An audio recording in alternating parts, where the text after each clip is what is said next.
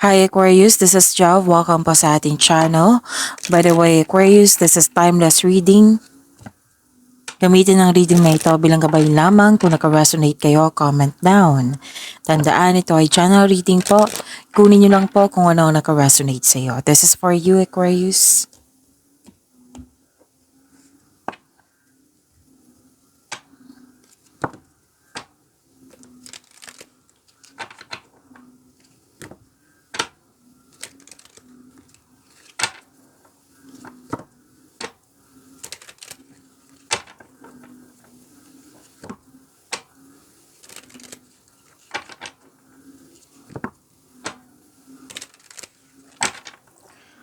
Para po ito sa iyo, Aquarius.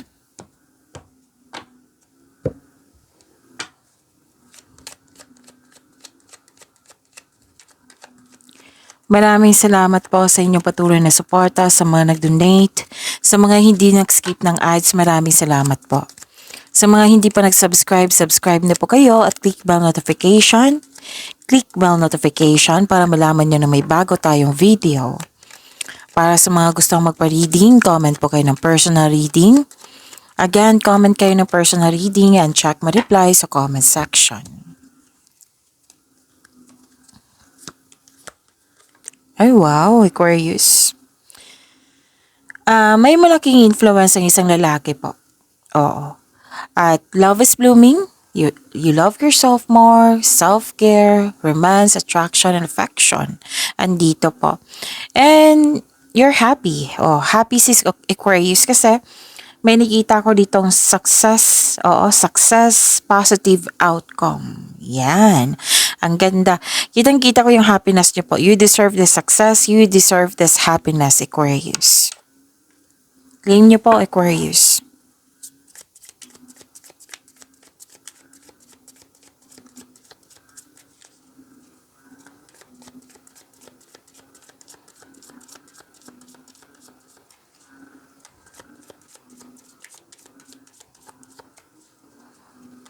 Energy ni Aquarius.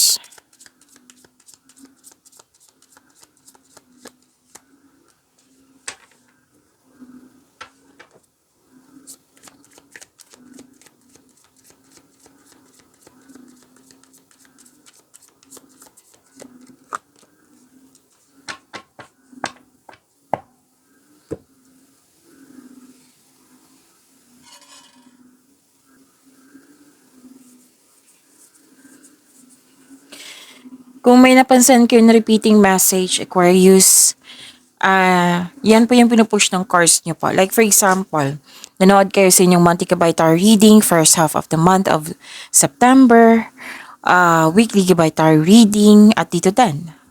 At may napansin kayo na repeating message.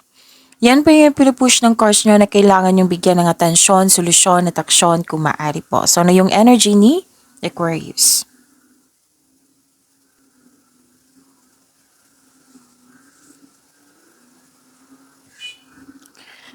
Okay, baka may napansin kayo, Aquarius, sana maingay yung background natin ngayon. O, kung may narinig kayo dyang ingay. Maingay po yung mga palaka ngayon kasi kanina sobrang lakas ng ulan. Okay? So, focus kayo sa mensahe para may makuha kayong gabay po.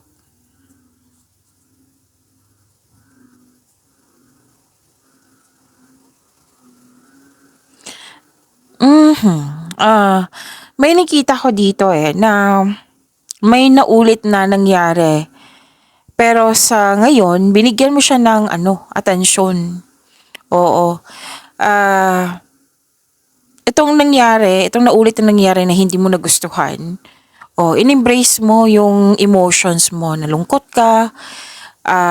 Pwedeng nakatanggap ka ng balita na may katotohanan na hindi mo siya nagustuhan. Pwede. Pwede din yun nga, yung paulit-ulit na lang nangyari. Kumbaga, eto na naman, nangyari na naman, yan. Oo. So, in-embrace mo yung emotion mo. Kasi, na valid siya. Okay? Valid yung emotion mo. And this card tells you na accept and free yourself from this kind of emotion. Sadness, nasaktan ka. Pagalingin at palayain ng iyong sarili. Okay, Aquarius? Pwedeng nabigo ka, pwedeng na-disappoint ka sa isang tao or sa isang bagay or sa isang sitwasyon. Pwedeng may masakit na katotohanan nga or ah pero then may nakita kasi ako dito Aquarius na natuto sa inyong ideas, desisyon or plano na like for example, kinuwento mo sa kanya lahat yung plano mo na eto na yung gagawin ko ngayon. Oo. Ito na yung mga plano ko. Kinuwento mo sa kanya na nag-expect ka na in return maging supportive siya, which is hindi. It might be na mahilig itong magmanipula or ayaw niya lang. Oo, tapos nasaktan ka. Kasi hindi siya supportive. Kasi hindi siya sang-ayon sa iyong mga gusto or di kaya, yun nga,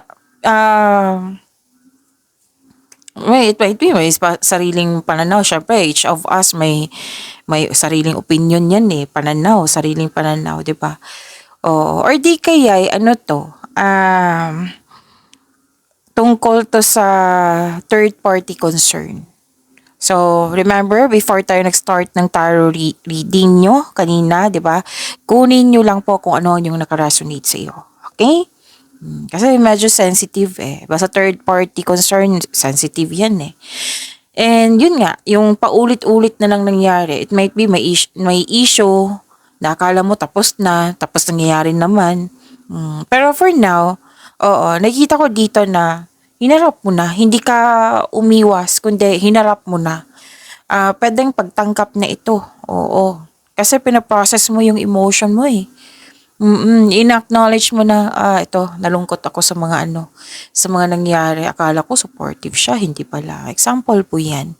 Nasaktan ako sa mga nangyari na hindi okay sa akin, pero nangyari ganun.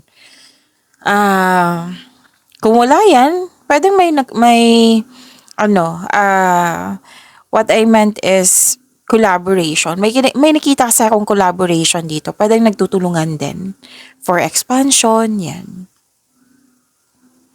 Pwedeng may away na nagganap. Or hindi ka comfortable. Maaring hindi ka comfortable sa isang situation. But you must process this kind of emotion nga. And tama tong gagawin mo, i-process mo siya, harapin mo siya, tapos i-process mo para magkaroon ng healing. Oo. Kung gusto mo move forward into a new direction, kailangan talaga magkaroon ng healing. Magkakaroon ng healing kasi may pagtanggap na dito sa mga nangyari. Nasaktan ka, oo, pero may pagtanggap na. So that is the next niyan is letting go, magkakaroon ng transformation, magsisimula yung process ng healing. Ang healing is matagal niyan. Pero at least nakita ko dito, sinimulan mo na. Ni-acknowledge mo na, nasaktan ako sa ganito. So, kailangan kong ganito, let go ko na para magkaroon ng healing. May mga niyan may nakita kong ganyang, may iniisip kang ganyan na willing kang mag-move forward. In-acknowledge mo yung feelings mo na eto nasaktan ako. Pero bibigyan ko ito ng aksyon yan. Yan yung nakikita ko sa inyo, Aquarius.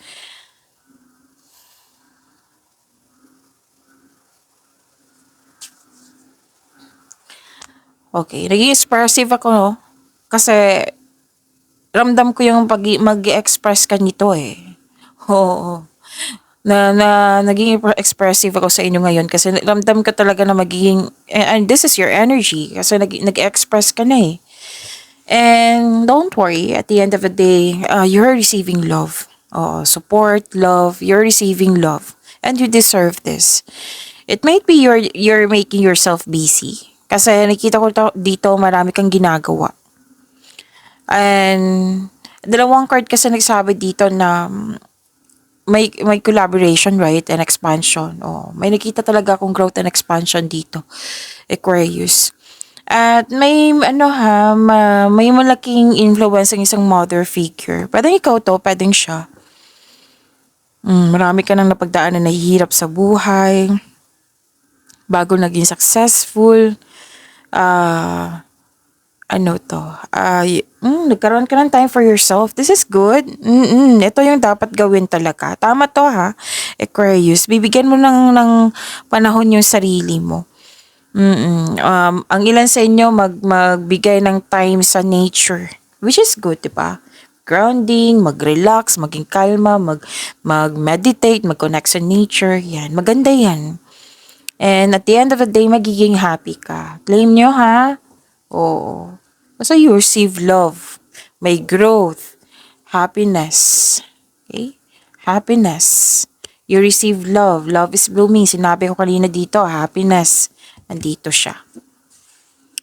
And may development, may success. Yan. So, lumabas yan kanina ha. That is a repeating message but different card. Kung sa astrology pa to, this is about love, beauty, money, creativity. May pagbubunga mabuti ang parating po. Pwedeng bagay or pagbubuntis. Oo. Miss Job, lalaki ako ba? Baka meron magganyan. Oo. Pagbubuntis, pwedeng sa partner mo, pwedeng sa kapatid mo, pwedeng sa kaibigan mo na nagkwento sa'yo. Oo. Pwedeng ganyan, na isa ka sa natuwa. O, pwedeng ikaw, pwedeng yung kapwa mo. Isa ka sa natuwa. Okay? And pwede din, kung walang pagbubuntis, pwede din ng fertility. O, fertile yung, kung lalaki ka, pwedeng fertile yung partner mo ngayon. Pwede din fertility, ikaw to, kung babae ka. Pwede din na may nag-uusap tungkol sa fertility. O, na nagbibigay ito ng happiness. Yes. So, kung ayaw nyo mabuntis, then use protection kung gusto nyo po. Huwag kayo mag-alala kasi lahat naman tayo dito adult. And yes, kung walang pagbubuntis, fertility, abundance and success, kitang-kita ko dito. So, this card tells you na be happy with the results of your actions. Okay? And allow yourself to receive love. Okay? Allow yourself to receive love. And practice self-love, sabi ng iyong card. Okay? Okay. So, ang ilan dito makaka-receive ng malaking pera, or unexpected job opportunity po. So, kailangan po ng mahabang pasensya. Makaka-receive matatanggap. May matatanggap kayo ngayon. Huwag kayo mag-alala. Darating po ito. Aquarius.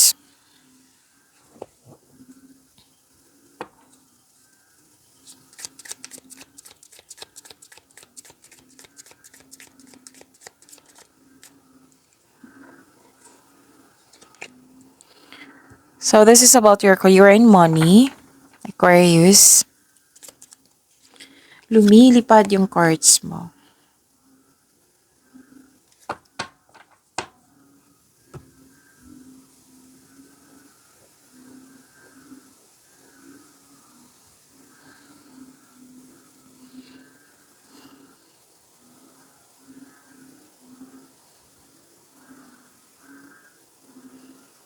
Okay, granted yung manifestation. Ang ganda. Please expect marami kayong ginagawa ngayon. Busy kayo. At gamit na gamit yung skills mo, Aquarius. At may new beginning ako nakikita dito. Tapos na-adapt mo siya. Pwede yung situation, pagbabago sa inyong situation dyan. Tapos na-adapt mo ito. So sa career and money na tayo ha. And very confident kayo. Wow. Granted yung manifestation mo, Aquarius. Claim nyo po. May parating na blessings. This is to remind you na this coming opportunity will be used for clear intention. And you are a very talented person. Lahat gagawin para makuha ang gusto. And please know that you are divinely guided, Aquarius. With the divine assistance, all things are possible po. You can make your imagination real. At gamitin mo yung inherent skills mo to create opportunity. Kung may bala kang mag-start ng negosyo, may go signal po dito. And know your worth when negotiating po.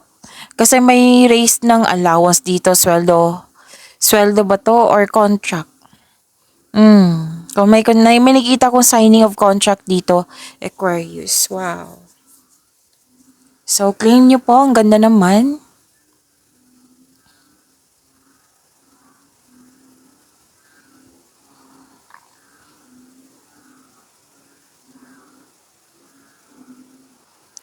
Okay, Aquarius, ang ganda. Satisfaction and abundance. Nearing completion, malapit mo nang matapos yung mga ginagawa mo or natapos na. Kasi after nito, magbabakasyon ka. Iniisip mo yung rest day or bakasyon eh. At sabi ng card, thankful ka sa mga biyayang natanggap. You have overflowing abundance, successful at satisfied ka sa buhay. So, relax. Enjoy mo yung yung na-achieve mo, and share your good fortune to others, and your generosity will always flow back to you. May, yun nga, may natapos kayong proyekto, mga ginagawa dyan. Happy ka sa accomplishment mo and satisfied ka sa nabot mong completion. At expect a recognition for a job well done po. May nakita kong promotion ha. Dalawang card na mismo nagsabi dito. Aquarius. So you deserve this. I'm happy for you. Pwedeng promotion, pag-angat ng inyong posisyon, pwedeng pagtaas ng kita, allowance, or sweldo. Yan. Claim nyo po, Aquarius. And following intuition and honoring your ideas, it will lead you to increase prosperity and abundance. Wow, ang ganda po. Kasi no-honor mo yung mga ideas na receive mo eh. Binigyan mo ng aksyon. At nagkikinig kayo sa inyong intuition. So, it will lead you to increase prosperity and abundance. And, okay, so this card signal abundance in all areas of your life. Ang ganda. Claim niyo po, satisfaction and abundance.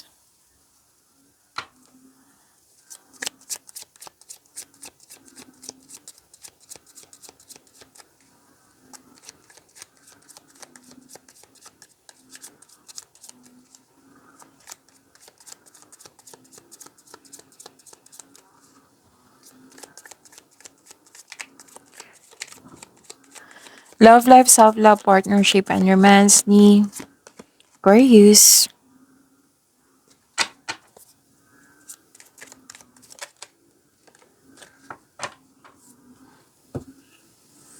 Oops. Ayos ko na.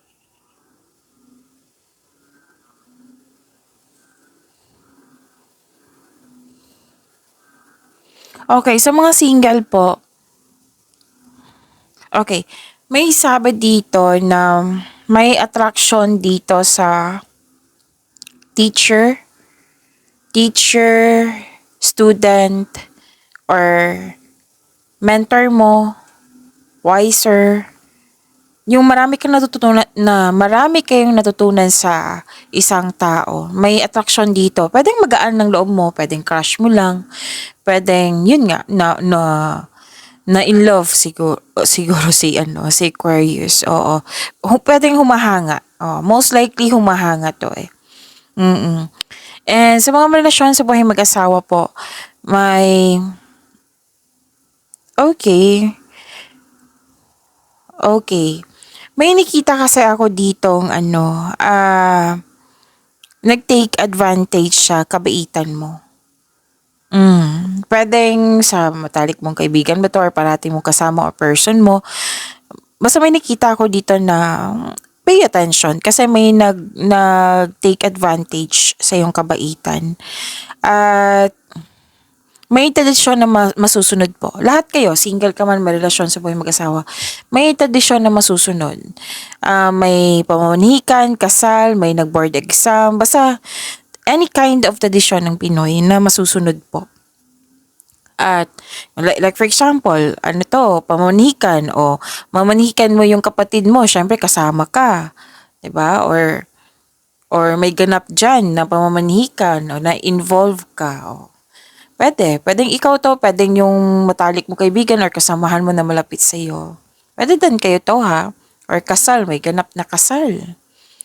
Wedding bells is coming. Okay?